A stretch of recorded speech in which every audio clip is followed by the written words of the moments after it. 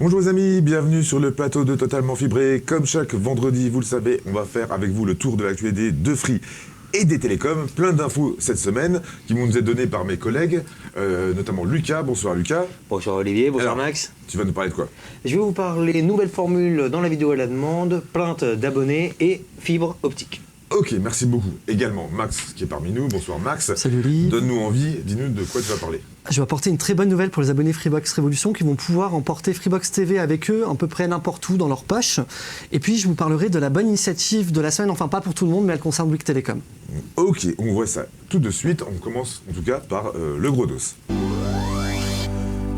Consacré cette semaine en grande partie à Oki. Vous savez, c'est l'interface TV de Free. Il y a de la nouveauté. Max, tu vas tout nous dire. Les abonnés Freebox Révolution sont une nouvelle fois gâtés cette semaine. Il faut dire que près de 50% du parc fixe de l'opérateur est équipé de la box emblématique de Free. Alors après avoir offert Amazon Prime pendant 6 mois, c'est toujours le cas d'ailleurs aujourd'hui, Free a lancé cette fois-ci son application TV Oki à destination de tous ses abonnés Révolution, les nouveaux comme les anciens. Alors cela leur permet quoi? Leur permet donc d'accéder à tous les services associés de l'interface TV de Free, mais aussi à 280 chaînes TV si vous êtes abonné TV by Canal. Sur quoi? Donc sur smartphone, iOS, Android, mais aussi sur Apple TV ou encore sur les téléviseurs connectés compatibles, donc Android TV à partir d'Android 8, si je ne m'abuse. Alors il y a quand même un bémol, hein.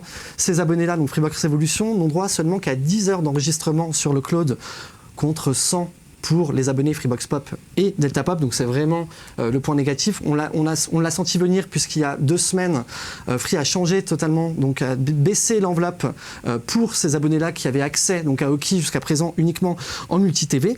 Et puis comme une bonne nouvelle n'arrive jamais seule, le replay d'M6 6play est dorénavant, il était temps, disponible sur l'application mobile Oki, mais aussi sur Apple TV. On l'attendait depuis l'été dernier, mais cette arrivée-là était conditionnée à un accord entre le groupe audiovisuel et l'opérateur. C'est désormais chose faite. Voilà, donc ça concerne les chaînes d'M6, c'est-à-dire M6 évidemment, W9, Sister. Tout le replay des chaînes première, voilà, ça englobe toutes ces chaînes-là. Déjà au lancement à l'époque de Oki sur mobile, c'était également le cas pour le groupe TF1. L'accord avait été trouvé beaucoup très plus rapidement au bout d'un mois. Oui. C'est ça, mais ça avait été un problème du même genre.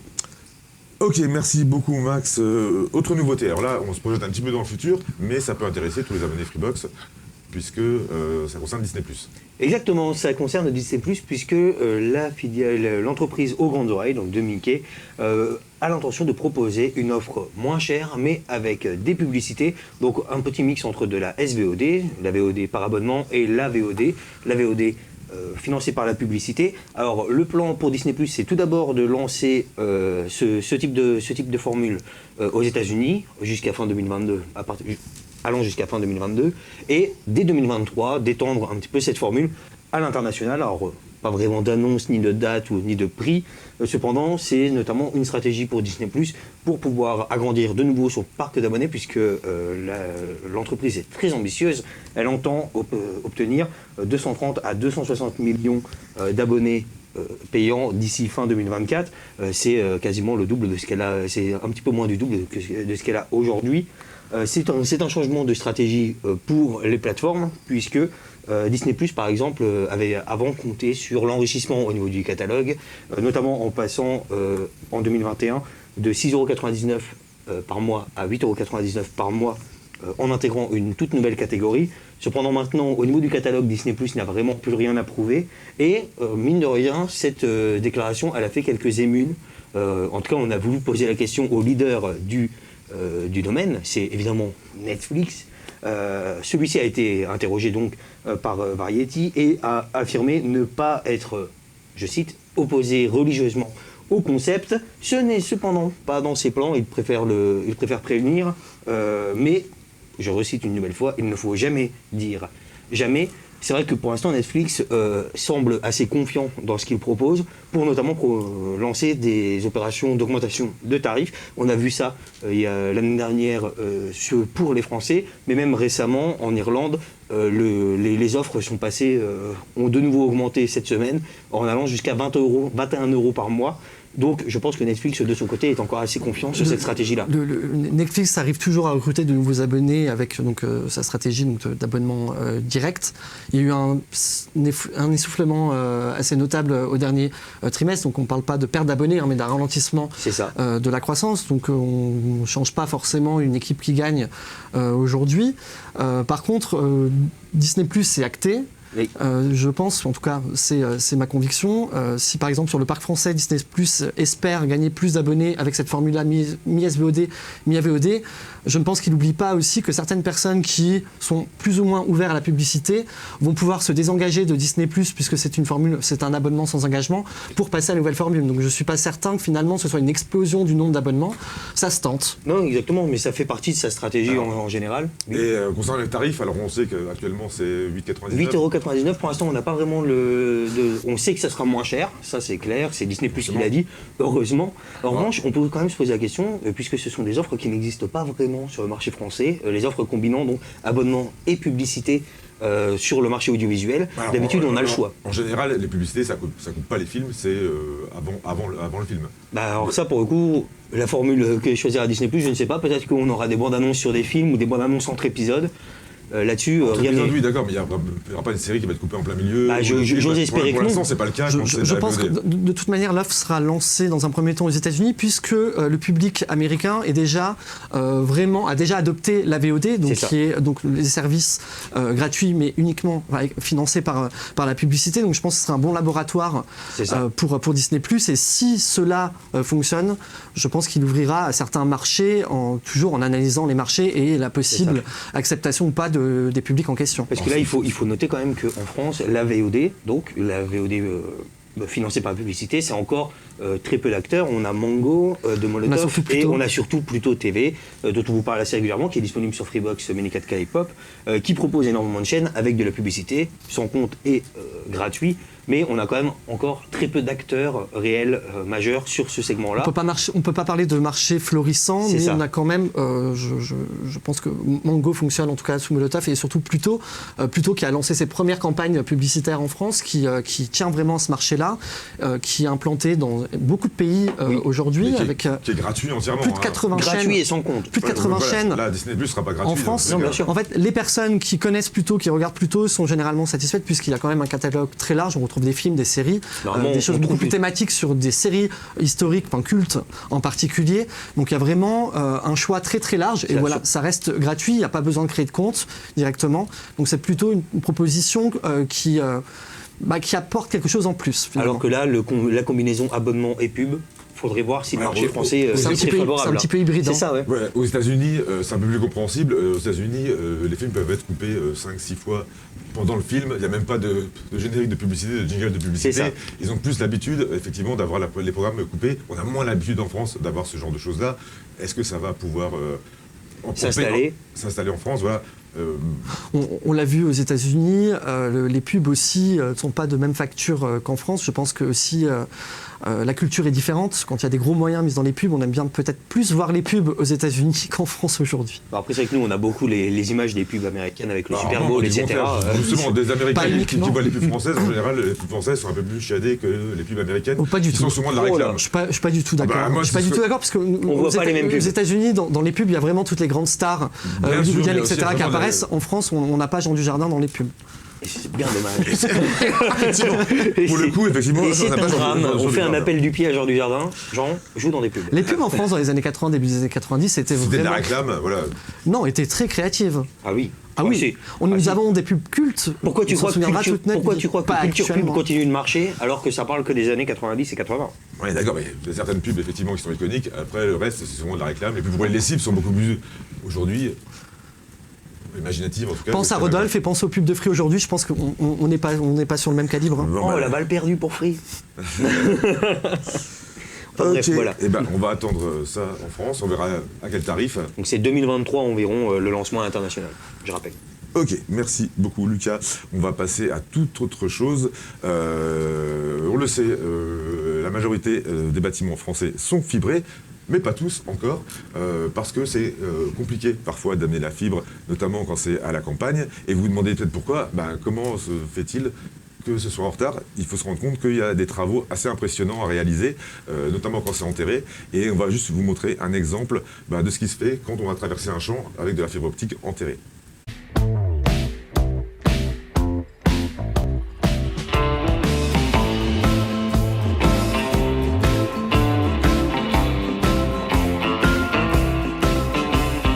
Fibre, dans le cadre de son déploiement du réseau de fibre optique, doit construire un réseau de collecte donc, qui est constitué notamment de 52 NRO.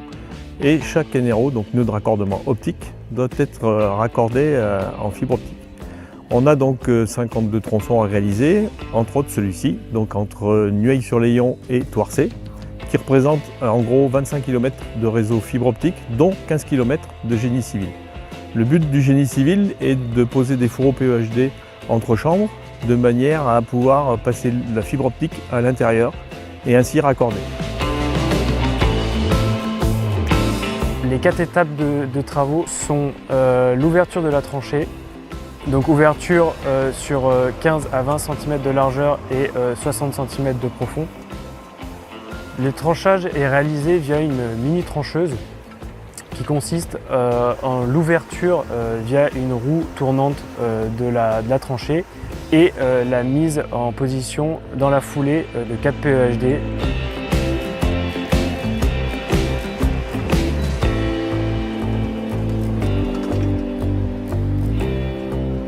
Deuxième atelier, c'est le remblaiement en béton autocompactant, conformément au règlement de voirie du département. Troisième atelier, l'enlèvement des matériaux excédentaires via un camion et une pelle. Et enfin, dernière étape, c'est ce qu'on appelle la finition, et c'est retalitage des talus et remise à zéro du sol.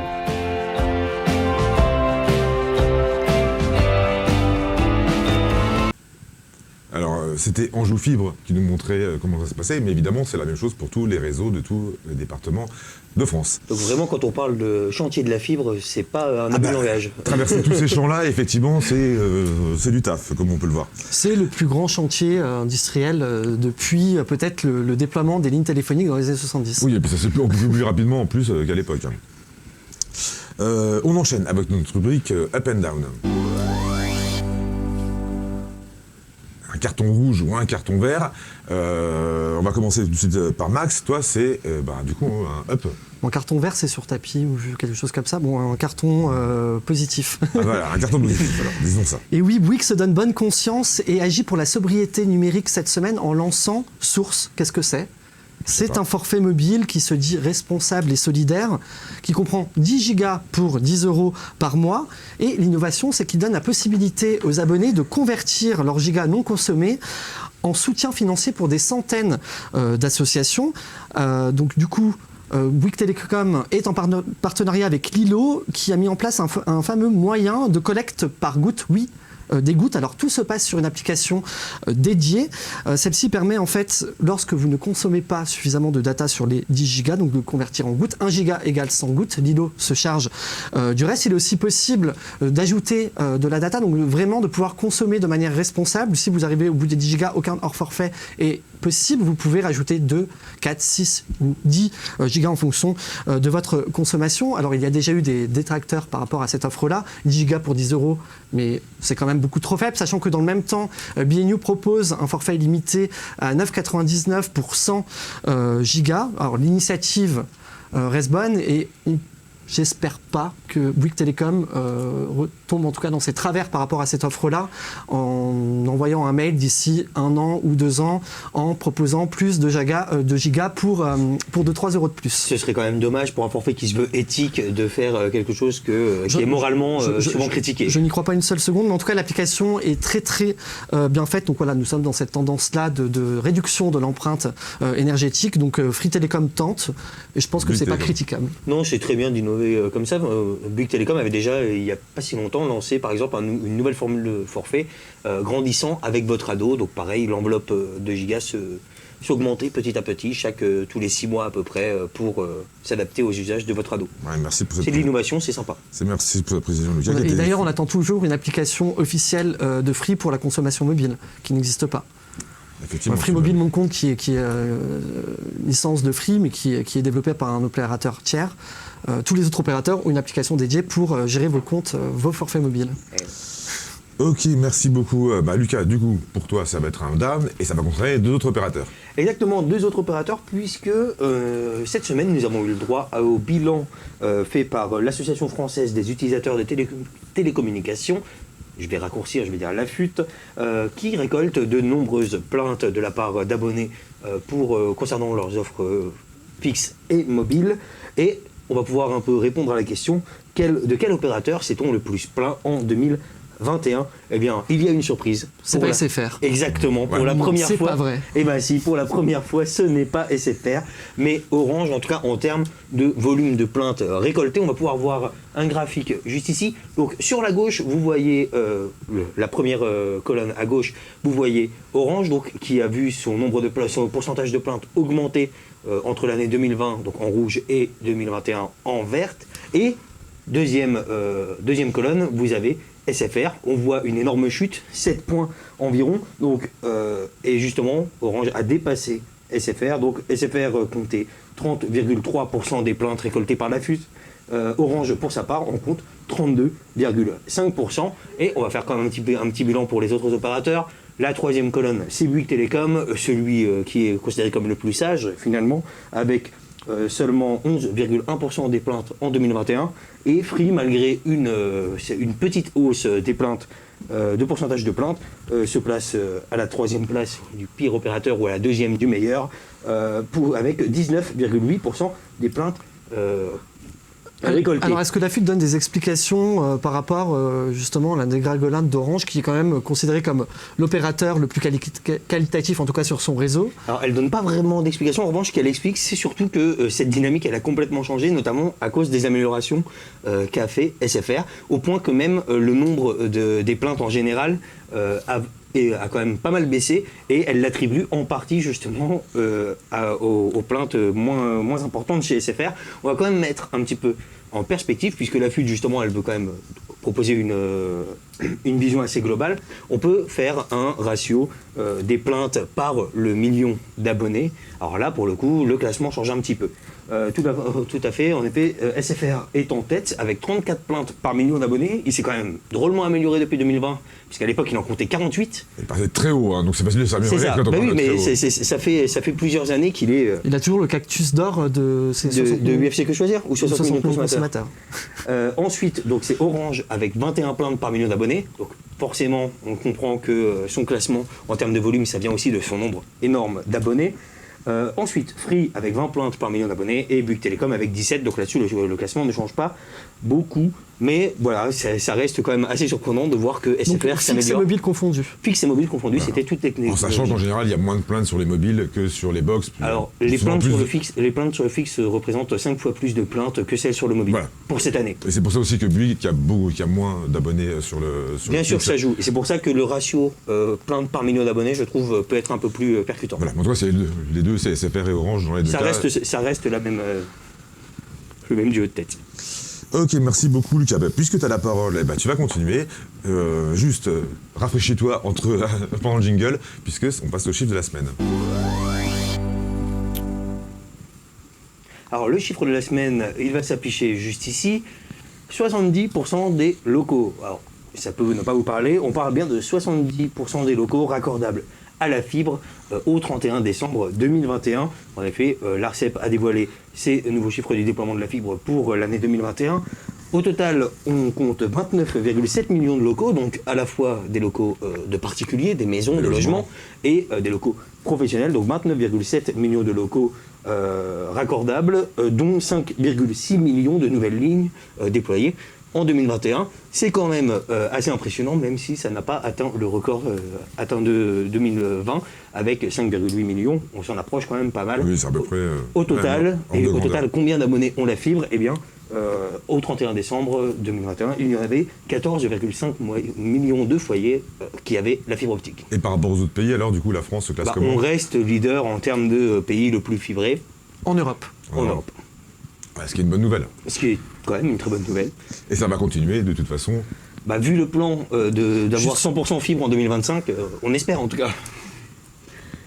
Juste. On oublie aussi de dire que dans les zones très denses, ça galère un petit peu en ce moment. Il y a 88% des locaux qui sont raccordés. Il faut rappeler que les opérateurs ont commencé par déployer la fibre dans les grandes villes, chacun leur propre réseau. Et là, par exemple, il y a 4 réseaux dans les zones très denses. Chaque opérateur doit déployer son propre réseau. C'est pas mutualisé comme ailleurs. C'est vraiment la dernière partie qui semble la plus compliquée pour les opérateurs. On sait bien aussi pourquoi ici, dans le centre-ville de Nancy, nous n'avons pas la fibre, en tout cas à Univers Freebox.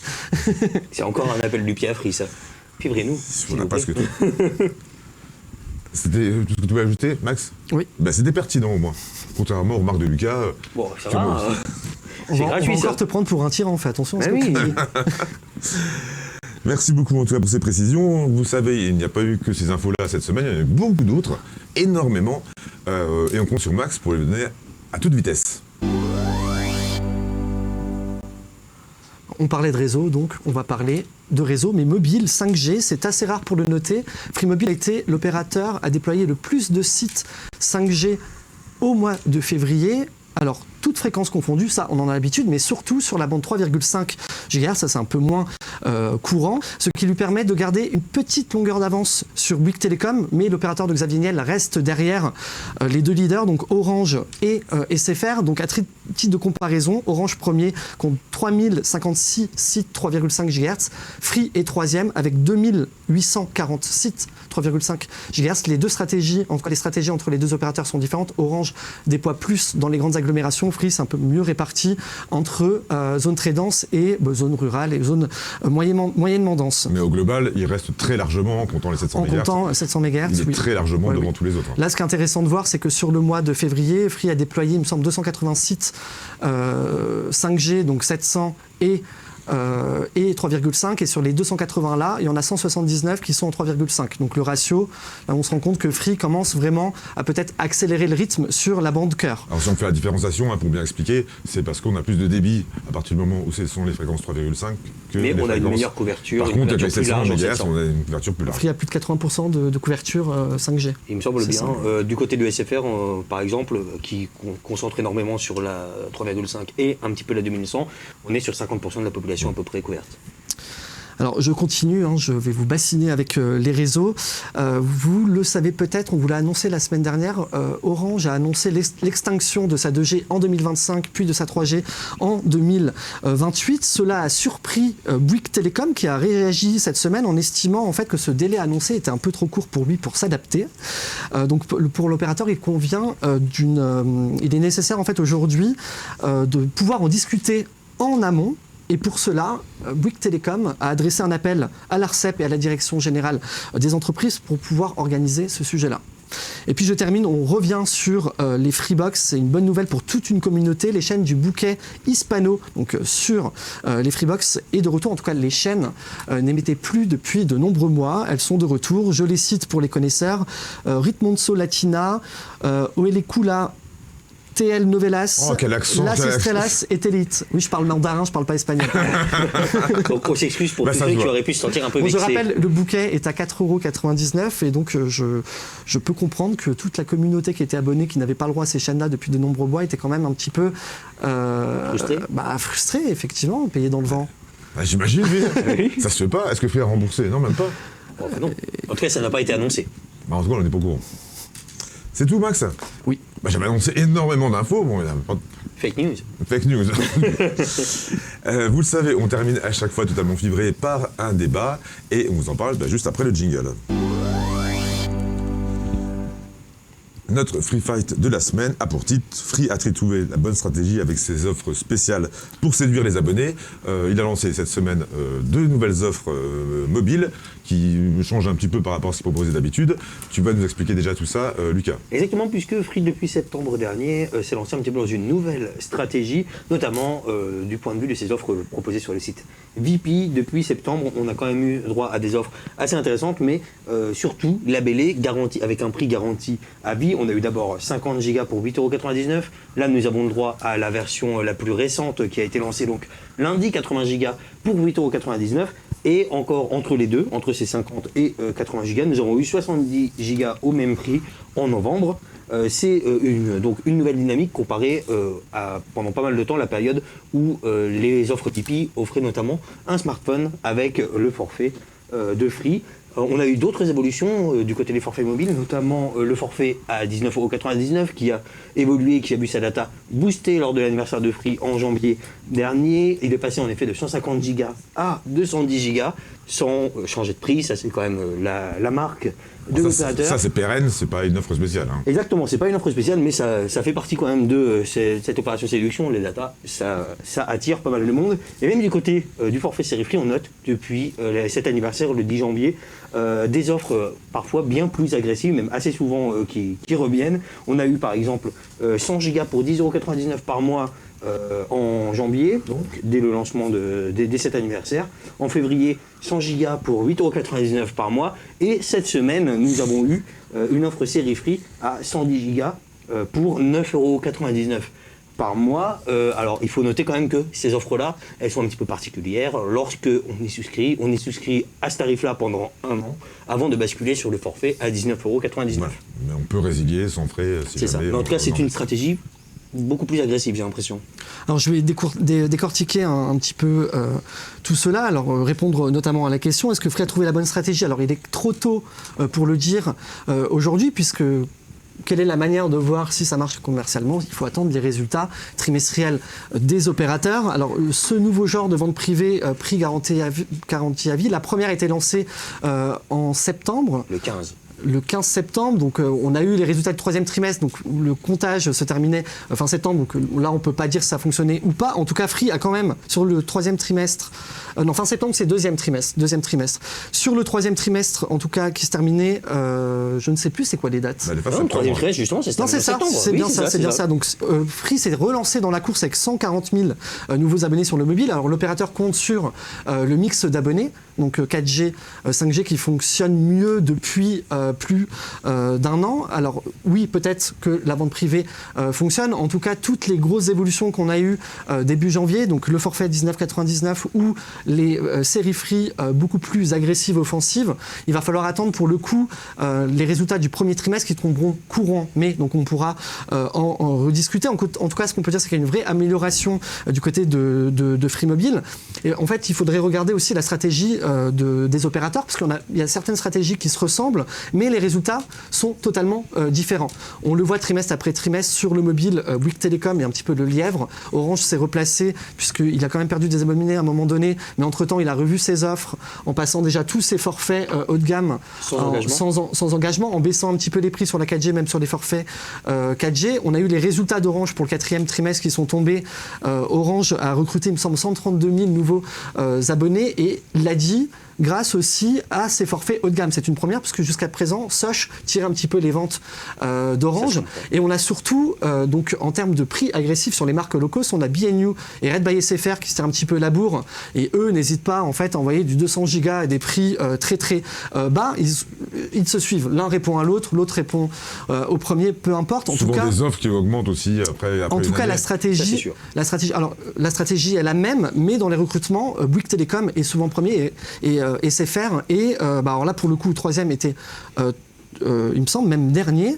Là, pour le quatrième trimestre, on attend toujours les chiffres de Free qui vont tomber le 22 mars. SFR ou Red by SFR, peu importe, sont quand même en réduction de pas forcément en mauvaise posture, parce que ça reste quand même des résultats positifs, mais ils ne sont pas à la hauteur de Bouygues Telecom, alors qu'ils proposent exactement les mêmes offres toutes les semaines. Il me semble que SFR aussi a passé ses forfaits premium comme Orange sans engagement. Bouygues Telecom est le seul encore à proposer des engagements sur ses forfaits. On peut remarquer que Free, quand il proposait ses ventes privées avec un téléphone offert, c'était souvent chaque mois, voire tous les 2 mois où il y avait une nouvelle offre. Là, il le fait une fois par trimestre. A priori, s'il le fait qu'une fois par trimestre, c'est qu'il a moins besoin de recruter et que visiblement les recrutements sont plus importants. Là, typiquement, pour les ventes privées, la fréquence a été une en septembre, une en novembre et une qui arrive enfin en mars. Pour les offres valables à vie. Oui, non, je parle pour les ventes privées mobiles. Auparavant, quand c'est une offre avec un téléphone inclus, c'était quasiment tous les mois. Mais là, on se rend bien compte que pour les ventes privées valables à vie, elles sont lancées 2 semaines, 3 semaines avant la fin du trimestre. Donc c'est vraiment une possibilité pour Free d'aller booster ses recrutements pour, je pense, au classement général, bien s'en sortir. Mais s'il avait besoin de plus d'abonnés, il en aurait fait plus durant le trimestre. Peut-être. Il n'y a pas une réelle course aux abonnés. On sait que par exemple Bouygues Telecom a racheté des MVNO et SFR aussi. Bouygues Telecom est passé devant Free Mobile en nombre d'abonnés grâce à ces acquisitions-là. Free Mobile est plutôt aujourd'hui... Alors oui, c'est toujours, en sachant qu'il y a des sorties de la bourse pour Free Mobile, l'intérêt premier c'est quand même d'être rentable.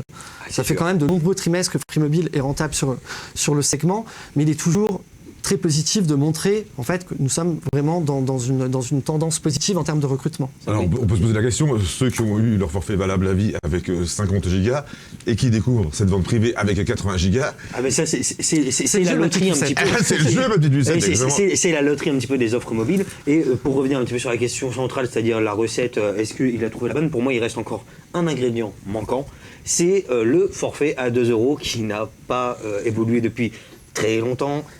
On avait vu pourtant en 2020 une initiative, alors certes c'était très limité, c'était dans le cadre du confinement, mais on avait eu quand même pour 2 € 1 giga de communication. Et depuis, on sent que ça a quand même titillé un petit peu les abonnés Free Mobile qui n'attendent que cela, que le forfait à 2 € s'enrichisse. Alors de 1, 2, 3, 4... Alors l'opérateur nous l'a annoncé en septembre 2021 à la convention Free. Alors nous, on pensait que ça allait être augmenté donc, dans les 6 mois. L'anniversaire tombait à point nommé. Finalement, c'est encore une fois le forfait 19,99 qui a été enrichi. Mais en tout cas, ça arrive et une certitude, il y aura un enrichissement. Donc, mais visiblement possiblement pas... en data, mais le prix ne bougera pas. Voilà, d'ailleurs, Xavier s'est engagé voilà. à aucune augmentation de prix sur les forfaits mobiles de l'opérateur durant 5 ans. C'est ça. C'est pas forcément une bonne idée. Peut-être qu'il faudrait mieux le mettre à 3 € et avoir plus de gigas. À 2 €, c'est vachement limité. L'objectif, en fait, c'est de limiter un petit peu la casse, puisque depuis de nombreux trimestres, Free perd des abonnés au forfait de 2 €. Et c'est pour ça qu'il y a eu des recrutements négatifs, puisqu'il était plombé. C'est son talon d'Achille. C'est-à-dire qu'aujourd'hui, quand on regarde de plus près l'offre à 2 € de Free, on a quand même des offres concurrentes avec quelques euros de plus qui apportent beaucoup plus d'enveloppes de data. En sachant que c'est aussi un forfait sur lequel on rentre et souvent on bascule ensuite sur le forfait avec... Renaud l'a dit, ça reste le forfait numéro 1 pour les collégiens. Après, il faut voir aussi les usages aujourd'hui des collégiens. Je pense que le forfait n'est plus adapté aux usages. Non, bien sûr. Il va falloir effectuer une remise à niveau. 100 mégas, j'imagine que c'est 3 vidéos sur TikTok scrollées et puis après c'est fini. Bon, c'est quand même très vite, très vite dépensé. C'est pas 50 émos Oui, c'est 50 émos. 50 émos en plus. Peut-être que sur ce forfait-là, à 2 €, il pourrait très bien faire une vente privée avec un forfait 2 € valable à vie, avec plus de gigas, justement pour tester une nouvelle formule et voir si ça fonctionne. Ça pourrait être une stratégie pour prendre un petit peu la température. Bon, là, on fait des plans sur la comète, mais tout est possible finalement. Mais cependant... tout est possible. La dernière fois, on avait proposé, c'était Dimitri quand il était encore là, il avait proposé qu'on fasse une smartphone reconditionnée dans les ventes privées. Il l'avait fait. Et 2 semaines après, c'est arrivé. Et ben si jamais ça arrive, il n'y a même pas eu de royalties sur le... Mais si jamais ça arrive, vous pourrez dire j'y étais quand Univers Freebox a influencé Free. Non mais soyons sérieux, je pense que... on est sérieux. Ils ont un plan... Si on émet des hypothèses, on peut, sur une base de 2 € qui ne bougera pas, on peut espérer au mieux 5 gigas. Allez, entre 1 et 5 gigas. C'est ça. Pas plus. Je pense que ce serait un petit peu l'équilibre à trouver. Et pourquoi pas les appels illimités, puisque ça aussi, ça a été proposé pendant le confinement. Oui, et il y a eu de très bons retours par rapport à cela. C'est vrai. C'est bon, les amis? C'est bon. Et ben, si c'est bon, dans ce cas-là, on va vous souhaiter un très bon week-end si vous nous regardez vendredi, ou une très bonne semaine si vous nous regardez la semaine. Vous le savez, on se retrouve vendredi soir prochain pour Totalement Fibré, mais c'est pas tout. On est présent tous les jours sur le site universfreebox.com et pour d'autres vidéos sur la chaîne YouTube. Donc n'hésitez surtout pas à vous abonner et à activer la notification si vous voulez être prévenu dès qu'on publie une vidéo. Voilà, c'est tout pour ce soir. Ciao.